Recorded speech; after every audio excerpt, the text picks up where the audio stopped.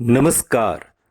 आप सुन रहे हैं द बॉलीवुड रेडियो और मैं हूं आपके साथ आकाश। दोस्तों, आज के इस पॉडकास्ट में राजेश खन्ना की पहली फिल्म की बात करेंगे और जो टैलेंट हंट राजेश खन्ना ने जीता था उसके बाद क्या हुआ। उस दिन जतिन यानी कि राजेश खन्ना घर पर ही था जब postman film fair United producers contest का सिलेक्शन लेटर लेकर आया था। खत पढ़कर उसकी आंखों में आंसू आ गए और आंसुओं की वजह से कुछ पल के लिए सब कुछ धुंधला सा हो गया। लेकिन जैसे जैसे उसने खत को पढ़ा, आंसू पोंछे, धुंधलापन छट गया और आने वाला अच्छा वक्त जैसे साफ साफ नजर आने लगा। पहली शूटिंग के ख्वाब तो सजा लिए थे, मगर अभी तक उसे साइन करने वाला पहला प्रोड्यूसर नहीं आया था और इस इंतजार में महीनों बीत गए। कुछ स्क्रीन टेस्ट भी हुए, लेकिन हर जगह उसे रिजेक्ट कर दिया गया। मशहूर फिल्म पत्रकार देवयानी चौबल ने इन दिनों में जतिन के साथ हुई एक मुलाकात का जिक्र करते हुए स्टार एंड स्टाइल मैगजीन के अपने कॉलम में लिखा, हमारा एक फोटोग्राफर बीरेन सरीन उसे अपने साथ लेकर आया था। बीरेन ने हमसे कहा, एक कलाकार की मदद करो, बेचारा संघर्ष कर रहा है, ये एक टैलेंट हंट का विजेता है। बीरेन के साथ खड़ा वो शख्स खामोश सा था। उसके चेहरे पर बहुत से मुहासे थे और आंखें चुभती हुई सी थीं। उन दिनों उन आंखों में मुस्कुराहट या दोस्ती नहीं थी, वो बस चुभती हुई सी थीं। मगर उस दिन के बाद वो हमारे ऑफिस कभी नहीं आया और यही वो बात थी जो उसे दूसरे फिल्म स्ट्रगलर्स से अलग करती थी।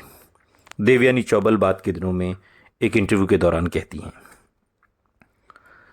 संघर्ष के दौर में भी जतिन का एटीट्यूड खास था। इसके बारे में बताते हुए देवयानी चौबल ने उसके साथ सी लाउंज में हुई कुछ और मुलाकातों का भी जिक्र किया। देवयानी के मुताबिक जतिन अपनी और फिल्मों की बातें करता था, लेकिन ये बताना भी नहीं भूलता था कि वो एक बड़े परिवार का इकलौता बेटा है और उसे नौकरी या पैसों की जरूरत नहीं है।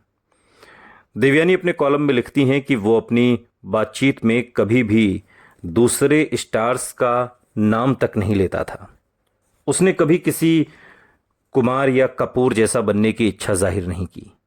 वो आपको किसी मसाला हिंदी फिल्म के हीरो की याद दिलाता था, एक इकलौता लाडला जैसा। और इसी दौरान अंजू महेंद्रू ने एक बड़ी फिल्म ज्वेल थीफ साइन कर ली थी, जिसमें उनका देवानंद के साथ कुछ देर का सीन भी था। अंजू और जतिन ने साथ साथ एक ही ख्वाब देखे थे। अंजू ने उनकी तरफ पहला कदम बढ़ा लिया था और आखिरकार जतिन का इंतजार भी खत्म हुआ। जब निर्माता जीपी सिप्पी ने जतिन का स्क्रीन टेस्ट देखा और इस घटना का जिक्र करते हुए जतिन ने एक बार एक इंटरव्यू में कहा, राजेश खन्ना ने बाद में, कि जीपी सिप्पी ने मेरा स्क्रीन टेस्ट देखा और अपने बेटे निर्देशक रमेश सिप्पी से कहा, रमेश ये एक बड़ा एक्टर बनेगा, इसको साइन करते हैं। और अगले ही दिन जतिन खन्ना को जीपी सिप्पी की फिल्म राज के लिए साइन कर लिया गया। फिल्म में उसका डबल रोल था और हीरोइन थी बबीता शिवदासानी, बबीता कपूर, करिश्मा कपूर की मां। फिल्म के निर्देशक थे रविंद्र दवे और इसके कुछ ही दिन बाद देवानंद के बड़े भाई फिल्मकार चेतन आनंद ने अपनी फिल्म आखिरी खत के लिए जतिन को बतौर हीरो साइन कर लिया। फिल्म में उनकी हीरोइन थी इंद्राणी मुखर्जी। आखिरी खत की शूटिंग शुरू होने में अभी थोड़ा वक्त था, लेकिन फिल्म राज की शूटिंग शुरू हो गई थी। दो प्रतिष्ठित बैनरों की फिल्म साइन करने के बाद खुशी के मारे जतिन के कदम अब जमीन पर नहीं पड़ रहे थे। लेकिन जैसे ही निर्देशक रविंद्र दवे ने उसे फिल्म राज की शूटिंग शिफ्ट के बारे में बताया, तो चेहरे की खुशी अचानक से गायब हो गई। शूटिंग हर रोज सुबह 9 बजे से शुरू होनी थी और जतिन को सुबह 8 बजे रिपोर्ट करना होगा। उसने अपने दिमाग में हिसाब लगाया कि 8 बजे स्टूडियो पहुंचने के लिए कम से कम 6 बजे उठना पड़ेगा। अब सुबह जल्दी उठना जतिन के लिए नामुमकिन की हद तक मुश्किल था। और इस वाकये के बारे में जतिन ने बाद में एक इंटरव्यू के दौरान कहा कि मैं सुबह उठ ही नहीं सकता। बचपन से ही मैं हमेशा से देर से उठता रहा हूं। मेरी माँ सुबह सुबह किसी को मेरे कमरे में घुसने तक नहीं देती थी। स्कूल में सारे टीचर मुझे लेट लतीफ़ के नाम से बुलाते थे। कॉलेज में हर कोई जानता था कि जतिन सुबह का लेक्चर अटेंड नहीं करेगा। मेरे लिए सुबह उठना बहुत ही ज़्यादा मुश्किल था, और जब निर्देशक ने मुझे सुबह की शूटिंग के बारे में बताया तो मेरा तो दिल बैठ गया। शूटिंग का पहला दिन भी आ गया। पूरी यूनिट तैयार थी, लाइटिंग हो चुकी थी, कैमरा सेट किया जा चुका था। निर्देशक रविंद्र दवे पहला शॉट लेने के लिए तैयार थे। जतिन को सुबह 8 बजे रिपोर्ट करना था, मगर अब तक 10:30 बज चुके थे और जतिन का कहीं कोई अता पता नहीं था। एक नए एक्टर से किसी को ऐसी उम्मीद नहीं थी। तकरीबन 11 बजे जतिन ने भागते भागते सेट्स पर एंट्री मारी। कई सीनियर टेक्नीशियंस के चेहरे पर गुस्सा साफ नजर आ रहा था। हर कोई उसे घूर कर देख रहा था। जतिन को भी घबराहट हो रही थी। टीम के एक सीनियर टेक्नीशियन ने फौरन निशाना साधा। अगर इस लड़के के तेवर यही रहे तो शुरुआत होने से पहले ही इसका पैकअप हो जाएगा। ये ताना सुनकर किसी भी नए अभिनेता की हवाइयां उड़ जाती, लेकिन जतिन का एटीट्यूड ही अलग था। ये बात सुनकर सफाई देने या डरने की बजाय वो नाराज हो गया और उसने ताना मारने वाले उस शख्स की तरफ वापस घूर कर देखा।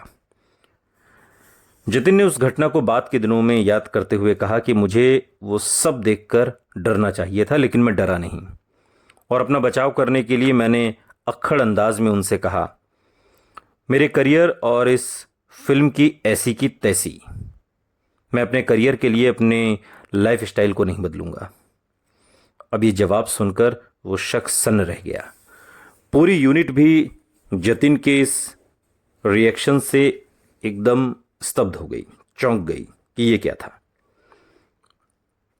शूटिंग के पहले ही दिन जतिन के ऊपर मिस्टर एरोगेंट यानी घमंडी का ठप्पा लग गया था, और दिल ही दिल में जतिन को भी अंदाजा था कि पहली शूटिंग पर ही ऐसा बर्ताव उसके करियर को खत्म कर सकता है। लेकिन वो ये भी जानता था कि शूटिंग पर हर सुबह जल्दी आने का झूठा वादा वो बार बार नहीं कर सकता। उस समय शायद उसे यह अंदाजा नहीं था कि शूटिंग पर देर से पहुंचने की ये बातें पूरे करियर के दौरान उसका पीछा नहीं छोड़ेंगी। खैर, फिल्म राज की शूटिंग का पहला शेड्यूल खत्म हुआ और एक शाम शूटिंग के बाद जतिन अपने पिता के ऑफिस पहुंच गया, और ऑफिस में उसके मामा के तलवार मौजूद थे। ये वही मामा थे जिन्होंने बचपन में जतिन को उसके पिता की कुर्सी पर बैठने से मना कर दिया था और कहा था कि उस कुर्सी पर बैठने से पहले जतिन को उसके लायक बनना होगा, उस कुर्सी के लायक बनना होगा। और आज जब जतिन अपनी मेहनत के बल पर फिल्मों में दाखिल हो गया था तो मामा को उस पर बेहद गर्व था, और जतिन भी अब उनके काफ़ी करीब था और वो समझ सकता था मामा जो कहते हैं। शायद बचपन में वो बातें समझ नहीं आई। वहाँ जतिन की पहली शूटिंग और फिल्मों की बातचीत चल निकली। मामा ने उसकी खिंचाई करते हुए कहा कि अब तो वो स्टार बन गया है। मामा की बात सुनकर जतिन थोड़ा शर्मा गया। फिर मामा बोले, ये तुम्हारा नाम जतिन ज़रा हल्का लगता है। मैंने सुना है जतिन नाम का कोई दूसरा नया एक्टर भी फिल्मों में आया है, तो मुझे लगता है कि तुम्हारा एक नया फिल्मी नाम होना चाहिए। मामा हमेशा समझदारी की बात करते थे। जतिन समझ गया कि इस बारे में भी उन्होंने ज़रूर पहले से सोच रखा होगा। के तलवार आगे बोले, मैंने तुम्हारे लिए एक नया नाम सोचा है, राजेश। अब से तुम जतिन खन्ना नहीं बल्कि राजेश खन्ना के नाम से जाने जाओगे। उनकी बात सुनकर जतिन के चेहरे पर मुस्कान आ गई। नया नाम उसे पसंद आया। धीमी आवाज़ में उसने मामा के दिए इस नए नाम को दोहराया, राजेश, राजेश खन्ना। Good sound. फिर एक पल के लिए उसने अपनी आंखें बंद की और महसूस किया कि सिनेमा हॉल के अंदर अंधेरे में उसकी फिल्म शुरू हो रही है और पर्दे पर सबसे पहला नाम लिखा आ रहा है, राजेश खन्ना। ये मंजर सोचकर ही जतिन रोमांचित हो उठा। चेहरे पर मुस्कान और ज़्यादा खिल उठी। मामा ने जैसे जतिन के दिमाग में उठते ख्यालों को पढ़ लिया। वो आगे बोले, राजेश का मतलब है राजाओं का राजा। मेरी दुआ है कि अपने नए नाम की तरह भगवान तुम्हें भी शोहरत, इज्जत और दौलत की बुलंदियों पर पहुंचाएं। जतिन अपने मामा को देखता रह गया। मामा ने एक बार फिर उसके इरादों को नई मजबूती दे दी थी। उन चंद लम्हों में जतिन खन्ना के अंदर जैसे एक नई शख्सियत खड़ी हो गई थी। जतिन अब राजेश बन चुका था। राजेश, राजेश यानी कि राजाओं का राजा। सुनते रहिए द बॉलीवुड रेडियो, सुनता है सारा इंडिया।